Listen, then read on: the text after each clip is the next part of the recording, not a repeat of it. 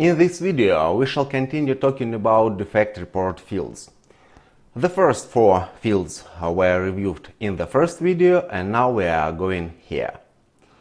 The reproducibility field usually takes only two values, always or sometimes. What does it mean, always? When we are going through the steps to reproduce, time after time, attempt after attempt, again and again, each time we get the defect. And that's good. Now we shall see why. But with sometimes, there may be a situation when one time the defect was reproduced. Then there is no defect, and again no defect, and then once again there is a defect. So if we know everything about the defect, about all conditions and so on, we should get the situation when each time we are going through steps to reproduce, we see the defect. If for some reason we do not know all the necessary information, we may stay here, and that's rather bad. Why? Because once the developer receives a defect report, he goes through steps to reproduce and sees no defect. Maybe there is no defect at all. It may be some misunderstanding. So the developer is going to decline the defect report, and that's bad. But imagine that somehow with some effort on the fourth iteration the defect was reproduced. That's good. So the developer somehow does something, changed some code and so on, and well, then he thinks, okay, the defect is fixed. And then the tester goes through the steps to reproduce one time, second time, third time, but he doesn't really know. Maybe for the fifth time the defect will appear again. So the idea here, you should always know as much about the defect as possible. Gather and provide as many details as possible, and always try to make the defect to be reproducible always. The severity field shows us the damage the defect causes, how severe the defect is. Typical values here. Critical.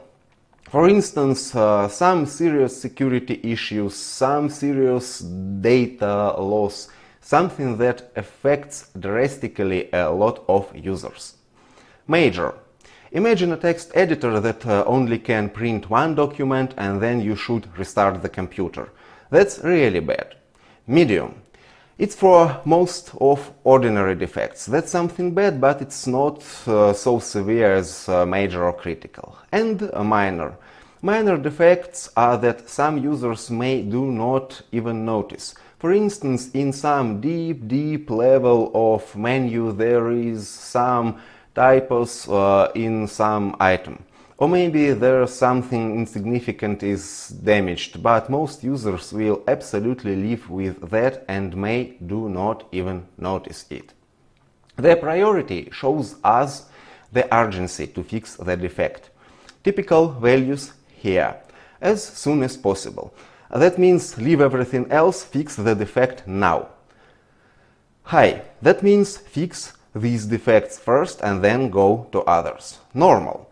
There is a queue of defects and we are fixing them one after another. And low means if we have time we shall look into those defects. So as long as severity and priority are rather important, let's review the idea one more time. The severity shows us how dangerous the defect is, and the priority shows us how quickly this defect should be fixed. Of course, there may be any combination of severity and priority. There may be some critical defects with low priority or a minor defect with a SAP priority. There may be any combination. What's interesting here is that we can detect severity by knowing what project we are dealing with and what the defect is. But we may find out the priority only in a real-life situation, with no abstract approaches here applicable. Let's imagine a human and for some reason there is no water available to him. Is water necessary for a human? Yes, the absence of water is critical. Without water, humans die. So it's absolutely critical severity. But how quick must this human drink the water? If he is dying in a desert, the count may go for seconds.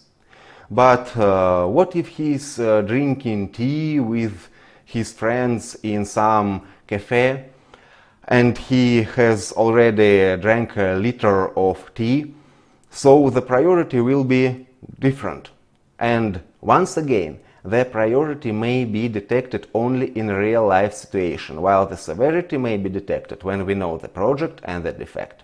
The next field is symptom. It may take several values, but in modern bug tracking systems, instead of symptoms, you'll usually see something called labels or tags. So you are no longer limited to such a set of values. You may use any label, any tag you need, and then somehow apply these filters based on those labels and on those tags. This field also gives us some more information, helps us to organize the defects list. The next field is workaround. It shows us if there is a way to achieve some desired result without being interrupted by the defect. And it usually takes only two values, yes or no. Imagine that we have to perform a set of actions in order to achieve some goal. We usually go step by step, but for some reasons, here is the defect. It doesn't allow us to go to the desired state. If there are some other actions that we may perform and go further, yes, there is a workaround. In case there are no such other actions and the only way is through the defect, and this way is not possible as the defect stops us, there is no workaround. So you have to look to the left, look to the right, if there is a way to go to the desired state somehow without being interrupted by the defect. The next field is comments, and it's a rather simple one. It's optional, so if you have some useful information on how to fix the defect, you write it here. If you do not have such information, this field may be left empty. The information here is something useful, but that does not belong to any other field we've already mentioned. And the last field here, attachments.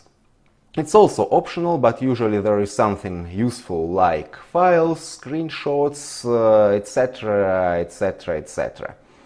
Anything helpful with fixing the defect. We should absolutely mention that while using attachments, you should absolutely use your own bug tracking system. You may not store your attachments on some external storages like YouTube or Google Drive or anything else, because you do not control those external storages. You only control your own BTS. And with any external storages, there may be information leakage, and some information may be sensitive. So never store any attachment on any external storage. Always use your own storage like bug tracking system. And these useful ideas are almost the same like with test cases. Of course, use active voice, simple phrases in steps, description, and any other field. Use objective description, actual and expected results especially.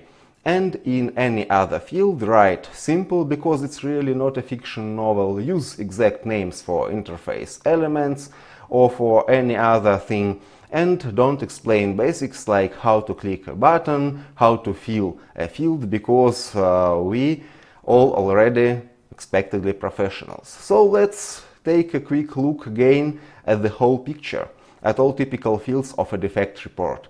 In the next videos, we shall discuss how to fill those fields the best way.